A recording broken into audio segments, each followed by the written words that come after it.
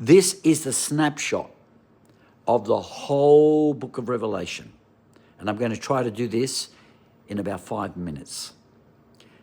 Revelation is a book given to John to serve the 7 churches in Asia Minor. You'll see that in chapter 1, verse 5 and verse 19, all the way through. John, write down what I'm about to show you and send it to the 7 churches in Asia Minor.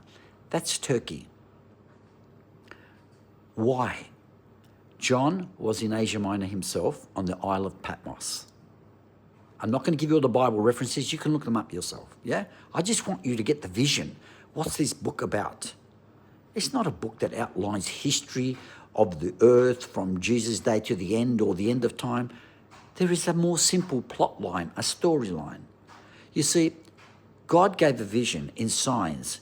Revelation 1:1, he sent it in sign language, semeion, and he signified it. It's in symbols to the 7 churches in Asia Minor. Why? Around about 96 AD, the 7 churches of Asia Minor were being slaughtered by Rome, by Domitian. Many Christians in Rome were crucified upside down, burnt, and then fed to dogs. They were eaten by lions in the Colosseum. And the Christians are saying, hang on a minute, 60 years ago, Jesus died and rose again, and it was a big victory, and here we're being slaughtered. What kind of shallow victory is this? This makes no sense. And that's why in the 5th seal in Revelation chapter 5, I think 9 to 11, they said the souls under the altar saying, God, how long? We've been killed for you. How long must this go? What kind of victory is this? Jesus died, defeated the devil, rose again, and here now we're being slaughtered. What is going on here? And the 5th seal is a symbol of the 7 churches. You read the 7 churches, chapter 2, verse 10, chapter 3, verse 10.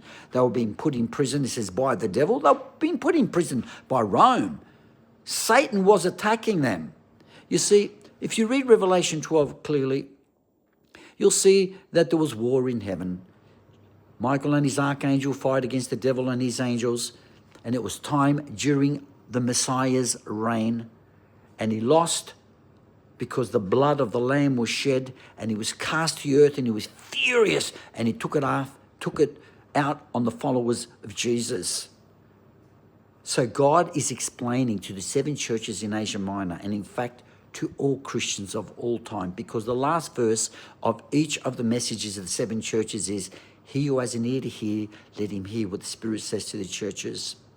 We are caught in a cosmic battle. The war finished in heaven, the angelic beings saying, uh-oh, he's a liar, he's a fraud, he tried to kill Jesus, and they cast him out. But now we cop it. And God's trying to tell the persecuted church, listen, there is a victory. Jesus did gain the victory. The victory was declared in heaven.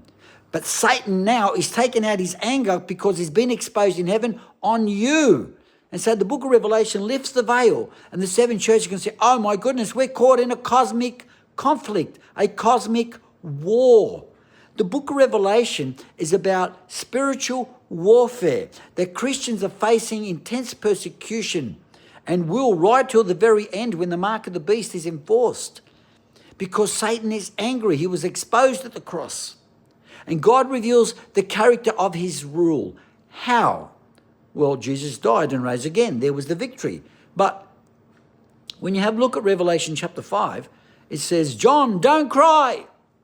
The Lamb has conquered. How did he conquer? He was slain.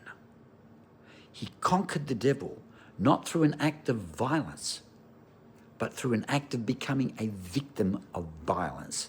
That's chapter 5. And now we too follow in his footsteps. We are also victims to violence. Well, how does this play out in this victory plan of God? I'll explain it. In chapter 4, John is taken up to the throne room, and he sees a throne in heaven with a rainbow over it. God's throne has a rainbow over it. What's rainbow? Peace. The flood. God's rule is not one based on violence. It's based on peace. He won't inflict violence. And then the Lamb in chapter 5 enters it. And he wins how? Not by inflicting violence, but by becoming a victim to violence. And then the souls under the altar in chapter 5, 9 to 11, saying, we have been martyred for you. They are now following in the footsteps of the Lamb.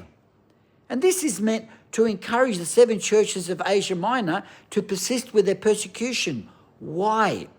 Because Satan, after he has finished dealing with killing Christians, chapter 9, you read the whole thing, Satan then turns on those of his own group, those with the mark of the beast. 9:4 says he's not allowed to touch people, the devil, with the seal of God, but only everybody else. Well, who's that?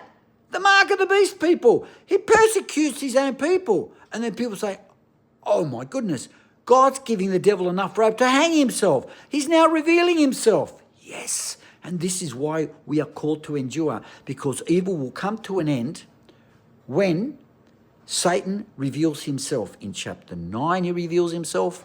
He kills his own people. In chapter 17, Babylon is destroyed. How? 17:11 to 16 says that the 10 kings, the allies of Babylon, who are also evil, they turn on Babylon and they kill Babylon. Then in chapter 20, the devil brings down fire from heaven and destroys those who were surrounding the holy city to kill the saints. He kills his own. And so Satan exposes himself, but he needs time. He needs enough rope. He'll kill the Christians and then he'll turn on his own, and then evil destroys itself and reveals itself, and then Revelation ends.